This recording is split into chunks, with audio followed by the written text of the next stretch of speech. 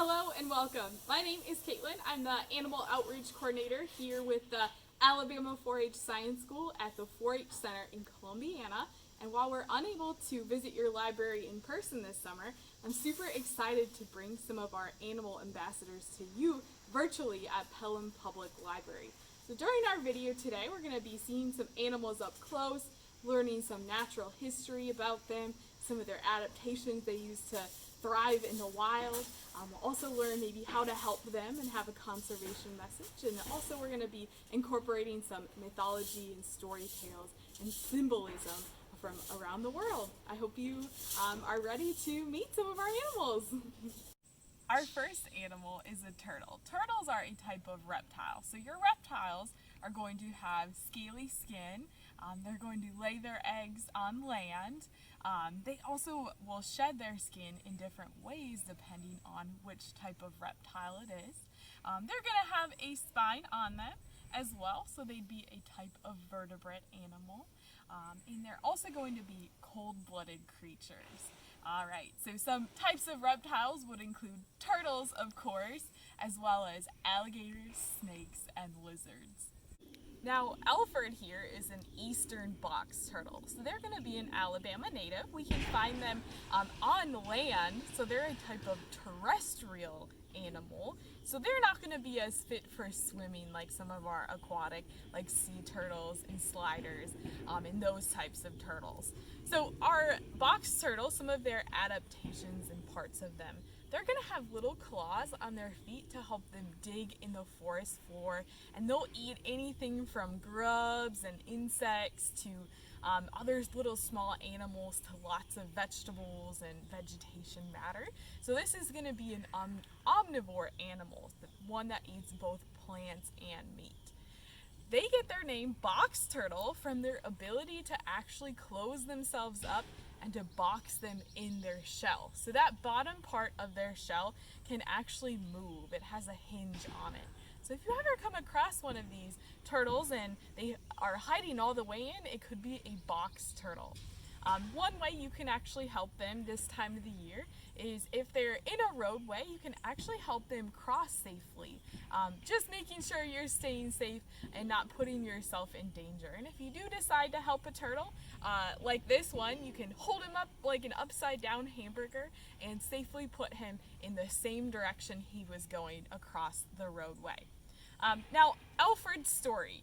He is an old man box turtle. He's been in our program for many years, and we actually believe he's around 80 years old. So these box turtles can live a very, very long time. Sometimes in the wild, they can live up to 60 years, and in captivity, they can live even up to 100 years, it's said. So he came to our program after he was attacked by an animal. So Alford only has one eye. You can see that beautiful red eye on the right.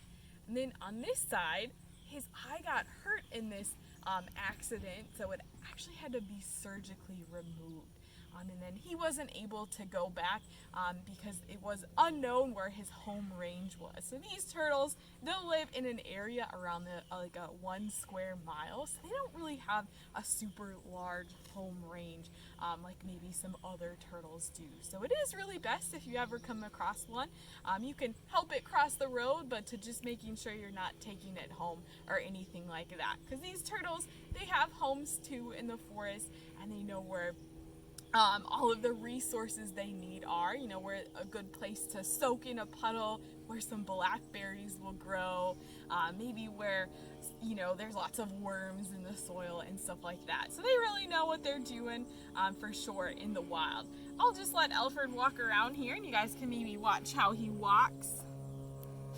He is a male turtle, so usually with your eastern box turtles, the males will have these bright red eyes, and the females will have more of a yellowish to brownish colored eye. Due to their long lifespan, slow movement, sturdiness, and wrinkled appearance, they are an emblem of longevity and stability in many cultures around the world. They've been depicted as different symbols in Greek mythology, African, Indian, Native American, Chinese, Polynesian, Tahitian, Japanese, and even more cultures in different ways. For instance, in Nigeria, they were actually portrayed as a trickster. The turtle or tortoise was depicted as slow but smart manipulator, able to figure out a way out of every dicey situation. In ancient Egypt, you'll see them very commonly in all sorts of artwork and in different stories.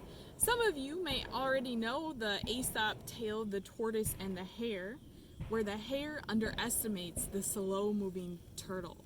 And the moral of that story is slow and steady wins the race.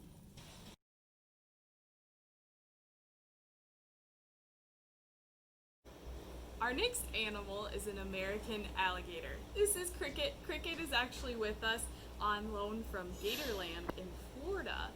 So every couple of years we'll switch out alligators and they'll go back there for educational work. But alligators are a really neat creature of the south of Alabama, Georgia, Mississippi, and then into Florida. So they're considered an apex predator. So that is an animal that's on the top of the food chain. They're going to be a carnivore, so a meat eater that eats lots of other meat sources. So Cricket here is just a young alligator, so she still has the stripes on her body. An alligator of this size would still be spending some time under its mother's protection in the wild. But these are going to be a semi-aquatic animal, so they have semi-webbed feet to help them swim, but really what they're going to use to swim is going to be that long, strong, powerful tail. Some other parts of our alligator, they have lots of little teeth. Now they're going to lose their teeth over their lifetime. Their teeth are not meant for chewing like our own, rather they're meant for ripping and tearing, just like another animal's talons we'll see here in a minute. So these teeth will grow back in, and at any given time they can actually have around 70 to 80 teeth in their mouth. Now, how an alligator hunts, it's going to kind of ambush its prey, so it'll be nice and steady in the water, and it'll wait for something like a fish to swim by, and then it's going to grasp it in its very strong jaws, and it will roll with it in the water. And then once that animal has passed away, our alligator will actually eat what it needs to, and sometimes they'll even cache food for later under the water. Just like some of you probably like to eat maybe leftover pizza for breakfast or for another meal later on that we can put in our refrigerator overnight. Our alligator, being as he swims in the water, he has an extra eyelid called a nictitating membrane. This acts like goggles for our alligator, so they can still keep their eyes open underwater and still be on the lookout maybe for their next meal, or maybe from another larger alligator that could be a potential predator of our alligator. You notice too with her eyes, they're on the top of her head. So this would allow our alligator to still be in the water and maybe keep their eyes above too, because they would have to look out from in the water, but also on top of the water. These guys don't have a lot of predators other than bigger alligators and then us humans as well. So this is one that sometimes you can see in person in some swamps and other freshwater environments if you do live in South Alabama or have ever visited down there. So I would like to tell you a story about an alligator, and this story is actually from the Seminole. So they were a group of Native Americans that settled in what we now consider Florida. So they were down in the swamp and sawgrass region that we call the Everglades today. So this story goes back to the mid-19th century when the Seminole people hunted, fished, and gathered food in this region. And just like alligators are found there today, they also had them all around them. So in those days, nearly every Indian hut had an alligator pen near it. So in this story I'm going to tell you is about the loud ah, ah, ah the alligator makes when he is surprised. When the world first began, as we have been told, nothing but birds and animals lived on the earth. All of them could talk. One day, the birds set a date to play ball. The birds, large and small, gathered on the arranged day. One large, strong bird threw the ball higher than anyone else had. An old alligator was lying in the sun watching the birds play. He was angry because he was not invited to play with them. When he saw the ball go high into the air, he made magic and kept it in midair. All the birds flew about trying to bring the ball back to earth, but it could not come down. After a long time, the alligator let the ball drop, and he caught it in his mouth. The birds tried in vain to pry his mouth open. A wise and cunning eagle sat on a rock and watched the weak, helpless little birds fluttering around the great reptile, begging him to return their ball. Finally, he decided to help. He flew down and pinched the alligator's back with his razor-sharp claws. The alligator was so surprised that his mouth flew open and he hissed, "Ah, ah, ah," at the eagle. As he hissed, the ball dropped out of his mouth. The birds quickly seized it and flew away. That is the reason the alligator opens his mouth and hisses, "Ah, ah, ah," to this day when he is surprised.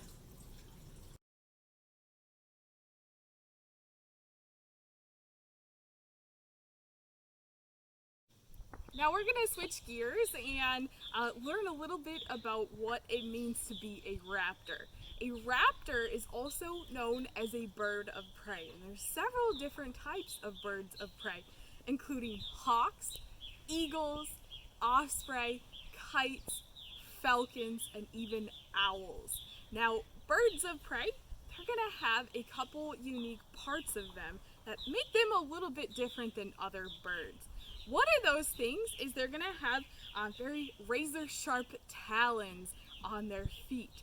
And those sharp talons are what they use to hunt other animals. So these are going to be predatory birds. They're going to be hunting animals in the wild to survive. Now, once they've caught an animal, what they're going to use is that sharp curved beak you can see on our hawk here. That curved beak would help rip and shred. It would act like a knife and help them consuming their meal.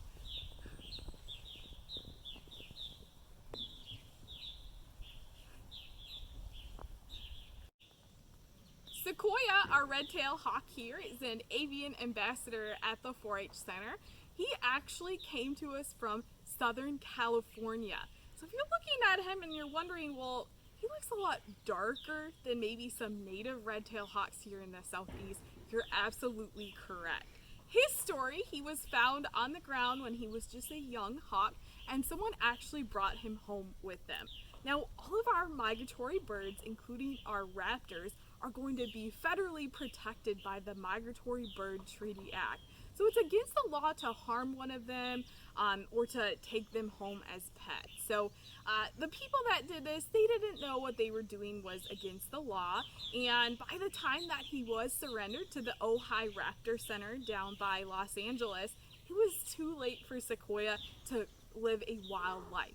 He's what we call a human imprint. So this bird ever learned some of the hunting skills and surviving skills he would have naturally learned from his parents, being raised by humans. So he wouldn't able to be safely released back into the wild because more than likely if he was hungry and wanted to hunt, instead of doing that on his own, he would look to the nearest human nearby.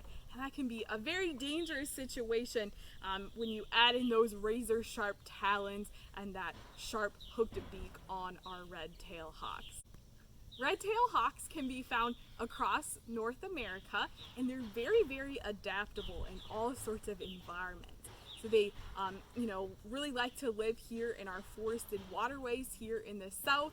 They would thrive in desert environments and some mountains, prairies. They even nowadays live in cities like New York City. There's lots of nesting hawks in Central Park around the city. So they're very, very adaptable birds. Now, they are going to eat anything and everything. They're what we consider a generalist, so they're not picky eaters at all.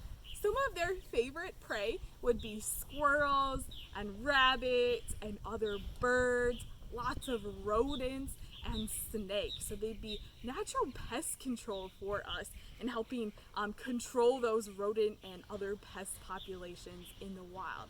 These birds are going to hunt using those sharp talons. They would soar down from way up in the sky or up on a high tree branch, and they would go down feet first, and those would be what they would grab their meal with. These birds have amazing vision. If you've ever heard the term hawk eyes, it's true. They have their vision is so keen that it said they can sometimes see up to a mile away. It's hard for us to imagine how far a hawk can actually see in the wild. On our hawk here, you may notice how he has a stern look to him. That's just his natural facial expressions, I guess you would say. This is for sun protection. This is a diurnal, a daytime bird. So they would need to protect their eyes from the sun. Our hawk is not able to put sunglasses or a hat on, so instead he has to have parts of them that help him live in this environment. These ones, they are built for soaring, so they're going to have these really, really broad wings, and when they're flying up in the sky, their tail is going to fan out too. You can see them a lot of the time soaring over parks and meadows, over fields, and sometimes even over roadways. Other times you'll see red-tailed hawks perched high up on trees and telephone poles as you're driving along the road. They like to hang out near roadways because there's usually lots of rodents and other critters for them to eat. One way that you can help our wildlife, like our hawks, is by never feeding the roadways. All of that trash and food item that sometimes people throw out and discard on the roadways, all that stuff can actually attract their prey. So the small little prey animals, that's then gonna start the food chain, and then it's gonna bring in your larger and your predators on the food chain. And these ones, they never really were taught by their parents to look both ways before crossing the road. So they don't know cars are dangerous, and they can end up becoming hit by one. So usually wherever you're going, there's going to be a trash can, a recycling bin, a compost bin, somewhere more properly to dispose of any food or trash waste. Now, in some Native American tribes here in what we now call the United States, hawks were associated with protection from enemies, and seeing or dreaming about a hawk was actually seen as a warning of danger. They can be clan animals in some of our other native tribes. In Greek mythology, raptors like hawks and eagles were seen as messengers from the spirit world, bringing tidings of good or bad omens. So they really are featured in all parts in stories and mythologies around the world as important beings of prophecy and protection. I hope you enjoyed meeting some of our animal ambassador creature teachers and maybe learn a couple of things about them and ways you can help. A huge thank you to all of you viewers for taking the time out of your day to watch our summer reading video, and to Pelham Public Library for their support of our program and for lining this video up for all of you.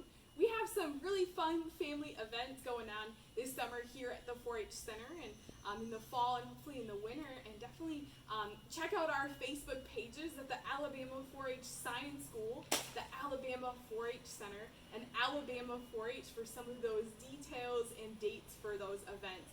Again, thank you so much for viewing, and hopefully we'll see you all in the future.